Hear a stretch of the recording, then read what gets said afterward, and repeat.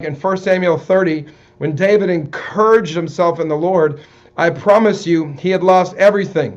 And so I'm not meaning to go real deep into this one point, but maybe there's only going to be at one point, but it's really powerful. When David encouraged himself in the Lord, he had to, because in his mind, you could fall apart like a $2 suitcase and be like, oh God, you left me. But really, God didn't leave David, because here's a statement the Lord gave me. Just because there's an evidence of an enemy, it doesn't mean there's an absence of God. And David and all the greats knew this. Just because there's an evidence of an enemy, it doesn't mean there's an absence of God. Every time something bad happens, it doesn't mean God let it happen, nor does it mean it's actually speaking against you. Nor should we take directions from that unless we're in sin or doing something plainly wrong or against the will of the Lord. How did he think he encouraged himself? He probably intentionally said, you know what? God said, I'm going to be the king.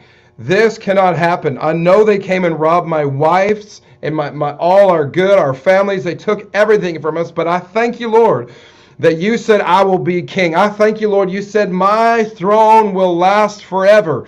And I promise you, when he encouraged himself in the Lord, he got that ephod.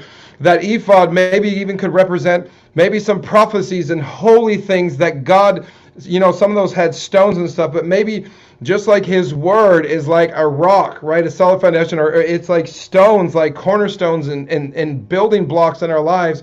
Symbolically place that on and say, God, I remember what you said I was. I remember who you said I am. I remember who you said I'd become.